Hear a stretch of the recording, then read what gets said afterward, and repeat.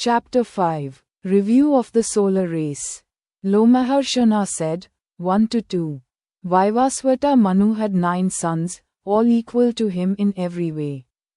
They were Ikshvaku, Nabhaga, Drisht, Sharyati, Nrishyanta, Pramsu, Rishta, Karusha and Prashadr. O excellent sages, these are those 9 sons. 3-7. O Brahmins, before these sons were born, Prajapati Manu, the great sage, desired to have sons and performed a sacrifice, making Mitra and Varuna the gods. In that sacrifice, O excellent Brahmins, Manu poured a libation into the portions of Mitra and Varuna. It is said in the Vedas that Ila was born from that. She was dressed in divine clothes and adorned with divine ornaments. She had a divine physical form. Manu, wearing a scepter, called her Ila and said, O gentle woman, follow me. Ila spoke these words in response to Prajapati, who desired a son. She said, 8. O foremost of the eloquent, I was born in the region related to Mitra and Varuna. I will go to them. Do not violate my dharma. 9. Having said this to Manu, after going to Mitra and Varuna, the beautiful waisted Ila, with folded hands, spoke to Mitra and Varuna with devotion. 10. O gods, I was born in the region related to you. What should I do for you? Manu has asked me to follow him. 11. O excellent Brahmins, thus said Mitra and Varuna to the pure and pious woman who had spoken the truth. 12-16. O woman of beautiful waist, we are pleased with your devotion, self-control, humility and truthfulness. O most blessed one, you will be famous as our daughter. You alone will perpetuate the lineage of Manu and become his son. You will be famous in the 3 worlds as Sudyumnu, the beloved of the universe, the practitioner of devotion and the uplifter of the Manu race. Hearing this, she returned. As she was returning from her father's presence, Buddha took advantage of the opportunity and invited her to have sexual intercourse. O Brahmins, by her union with Buddha, the son of Soma, Pururava was born to her. 17. After giving birth to Pururava, she became Sudyumnu. He had 3 sons, who were very virtuous. 18-23. O Brahmins, they were Utkala, Gaya and Vinatashva. O Brahmins, the land of Utkala was given to Utkala. Vinatashva had land in the western part, and O eminent sages, Gaya had land in the eastern part of Gaya, where Manu subdued his enemies. He divided the land into 10 states and was ruled by them. The eldest son of them received the Madhya country. Being also a daughter, Sudyumnu did not receive this kingdom, but on the advice of Vasishtha Maharishi he settled in Pratisthana. Drishn, Ambarisha and Dandaka received equal shares. The wonderful Dandaka forest was named Dandaka. As soon as a man enters this forest, he is freed from his sins. O Brahmins, after the birth of sons, Sudyumnu went to heaven. O excellent Brahmins, the kingdom of the righteous Sudyumnu was well established. Having obtained the kingdom, the king of great fame gave it to the Pururavas. O excellent sages, he was the son of Manu with both female and male attributes. He ruled the kingdom as Sudyumnu in Ila. He became very famous. 24. The Sakas are the sons of Narishyant. O Brahmins, the best of kings, Ambarisha, is Maini's son. 25. The Dharshaks were very proud of their power to fight in wars. The inhabitants of Karusha were Kshatriyas who were not subdued in war. 26. The sons of Nabhaga and Drisht were first Kshatriyas, and later they became Vaishyas. Ashu had an only son named Prajapati. 27-31. Yama, the son of Narishyant, held the staff. Sharyati gave birth to twins. That son was called Anartha. That daughter was called Sukanya, who became the wife of Kyavana. Ravata was the son of Rava. His eldest son Kakudami was very righteous. He ruled in the city of Kushasthali. Along with his daughter he went to Brahma and listened to the music of the Gandharvas until the hour of the Lord. O Brahmins, it is actually composed of many ages.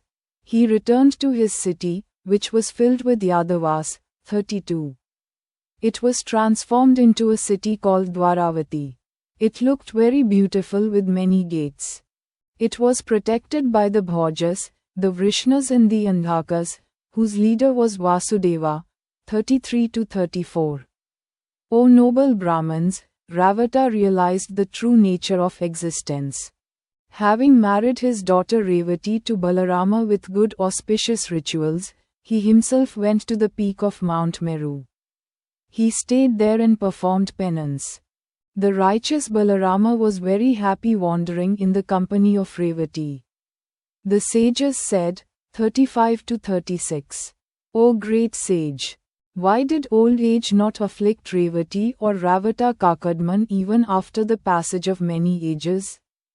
How did the Shariati dynasty remain eternal on earth after going to Meru? We want to hear everything for sure. Lomaharshana said, 37-41. O excellent sages, O sinless ones, neither old age, hunger, thirst, death, nor menstruation ever have an adverse effect in the Brahma world. When Ravata Kakadman departed for the heavenly world, O Brahmins, the city of Kushasthali was attacked and destroyed by the pious and the demons. That righteous great king had 100 brothers. After being attacked and killed by the demons, they fled in all directions. O excellent Brahmins, after fleeing in all directions, they established a large clan widely spread in various places. O excellent sages, their Kshatriya groups were renowned as Shariyas. They were rich in good qualities and famous in all places.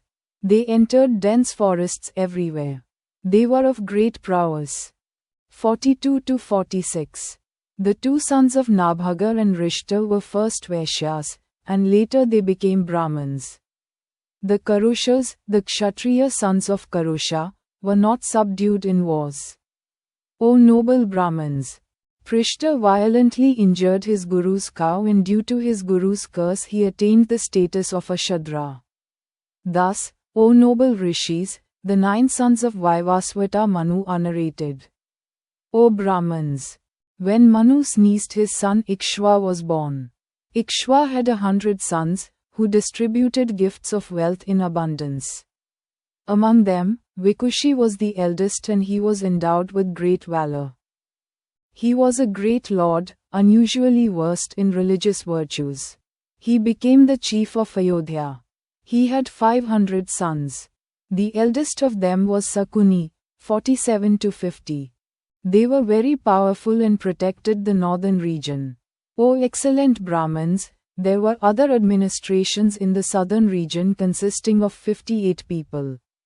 Of all these, Sasha was the leader. On the 8th day, Ikshvaku ordered Vikushi, O powerful one, kill some rabbits and bring their meat for the Shraddha.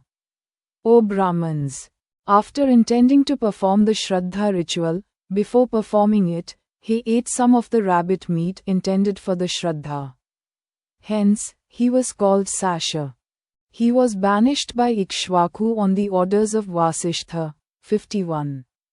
O Brahmins, when Ikshvaku died, Sasha became king. Sasha was the heir and the heir was a powerful king named Kakushtha. 52. Kakustha's son was Anen and Prithu was his son. Viraswa was the son of Prithu and from him Ardra was born. 53. O Brahmins, Yuvanashva was the son of Ardra and his son was Sravasta. The king who built Sravasta was Sravasta. 54. Brihadashva was the heir of the king of Sravasta. His son Kuvalasva was a very righteous king. 55-56. He was the one who killed Dundhu and received the title of Dundumara. The sages said, O great sage, we want to hear how Dundhu was killed. We want to hear exactly how Kuvalaswa came to be called Dundmara. Lomaharshana said, 57. Kuvalaswa had 100 sons. They were all good archers, strong, learned and invincible. 58. They were all righteous. They all performed sacrifices and distributed a lot of money as gifts. Brihadashva crowned his son Kuvalashwa as king. 59. After handing over the royal glory to his son, he entered the forest. As he was about to leave, the Brahman sage Uttanka stopped him. Uttanka said, 60-71. O king, it is your duty to protect your people. I cannot do penance in peace. Very close to my hermitage there is a flat sandy wasteland. Nearby, the sea is full of sand. It is called Uddalaka. A great asura, Dundha, is hiding under the earth, under the sand. His body is very large. He very powerful. He is indestructible even to the gods. He is the son of the demon Madhu. He lies there and does severe penance to destroy the entire world. At the end of a year, when he lets out a deep sigh, the entire earth trembles. A huge pillar of dust rises up through the air he lets out when he sighs. His huge body will hide the path of the sun today. The earthquake will last for a week. The pillar of dust will be accompanied by flames, burning coals and smoke. He is very terrible. That is why, O beloved, I cannot stay in my hermitage. Kill that huge demon out of desire to do something beneficial to the worlds. After he was killed by you, the worlds heaved a sigh of relief. O Lord of the land, indeed, you alone are capable of killing him. O King, in a previous age, Vishnu granted you a boon. Because of this boon given to you, you will increase the brilliance and splendor of the one who killed that terrible great demon. Indeed, this Dundhu, who was of great brilliance, could not be killed, even after a long time, no. Not even in hundreds of yugas. His manhood was immense, it was not accessible even to the gods. Thus, after the request of the great Utka, the saintly king gave him his son Kuvalashwa for the task of killing Dundhu. Brihadashva said, 72-73. O saintly Lord, I have already given up my weapons. Here is my son, O excellent Brahman, who will undoubtedly kill Dundhu. After ordering his son to kill Dundhu, the saintly king went to the mountain and underwent the sacred rites. Lomaharshana said, 74. O Brahmans, Kuvalashwa, along with his 100 sons and the sage Uttanka, proceeded to slay Dundhu. 75. At the behest of Uttanka, and desiring to achieve the welfare of the worlds, Vishnu filled him with his glory. 76. As that invincible king proceeded, a loud voice was heard in heaven, this glorious and invincible king will become the slayer of Dundhu. 77. They showered him with divine fragrances and garlands. The divine drums sounded loudly. 78. That mighty king, the best of victors, went into the sea with his sons and dug up an inexhaustible deposit of sand. 79-81. O Brahmans, Dundhu was driven out by his sons by digging up the entire western region. Although he was hiding in the sand, he was seen to roam all the worlds with the fire of his mouth. O eminent sages, like the ocean when the moon rises, he released jets of water that rose in waves and foam. Except 100 sons of the king were killed by that demon. 82. Then that wise king of immense brilliance, determined to kill Dundhu, approached the mighty Asura. 83-84. The king, who was a great yogi, drank the swift stream of water released by that demon and quenched the fire with the same water. Having killed the huge-bodied aquatic Asura with his immense strength, The king accomplished his mission and met the sage Uttanka. 85. Uttanka bestowed boons on that great king.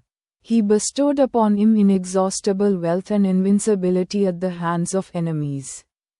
86. He bestowed upon him eternal interest in righteousness and eternal abode in heaven. He bestowed eternal abodes in heaven on those sons who were killed by the demon. 87. Of those who remained, the eldest was called Drisva and the younger princes were Chandrasva and Kapilasva. 88. Haryashva was the son of Drisva, the son of Dunmara. Haryashva's son was Nikumbha, who was always devoted to the duties of a Kshatriya. 89. O Brahmins, Nikumbha's son was Samhatashva, an expert in the field of war. Akritashva and Krishna were the sons of Samhatashva. 90. His daughter Haimavati was famous as Drishadwati. Her son Prasenajit was famous in the three worlds. 91. Prasenajit married a pure woman named Gauri.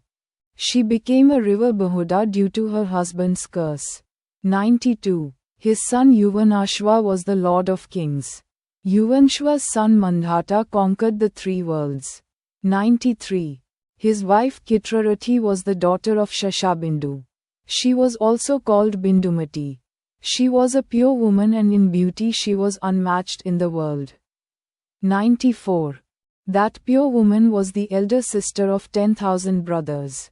O Brahmins, Mandhata gave birth to her two sons. 95. They were Purukutsa, who knew the holy rites, and Muchukanda, who was the king. Purukutsa's son Trasadasya became the king. 96 to 97. His son Sambhut was born to Queen Narmada. Sambhut's successor was Sudhanvan, and Sudhanvan's son was Tridhanvan, a suppressor of enemies. The learned Triruna was the son of King Tridhanvan. His son Satyavrata was a powerful prince. 98 to 99. He was wicked. While chanting mantras at marriages, he created obstacles. He abducted the married wives of others. Whether it was because of his childhood or because of lust, or because of delusion, or because of foolishness or because of a restless mind.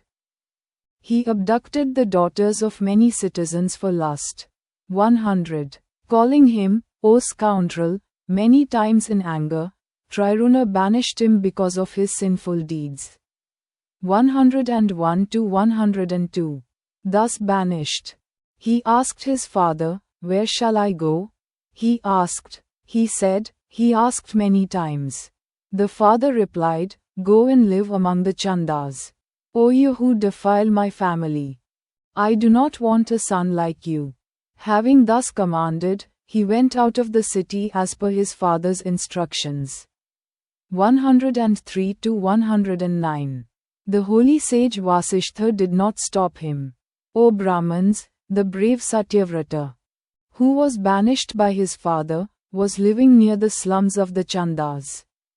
His father had gone to the forest. O Brahmins, because of that sin, Indra did not send rain on that land for 12 years. Having performed great penance, Vishwamitra kept his wife in that land and performed extensive penance beyond the sea. His wife tied her middle son around his neck and sold him in exchange for 100 cows to support the remaining sons. O Brahmins, seeing the son of that great sage tied by the neck for sale, the righteous son of the king abandoned him. To please Vishwamitra and gain his sympathy, the great king Satyavrata fed him. He was tied by the neck, so he is called Galva. The wise sage who had performed severe penance was relieved by that brave emperor.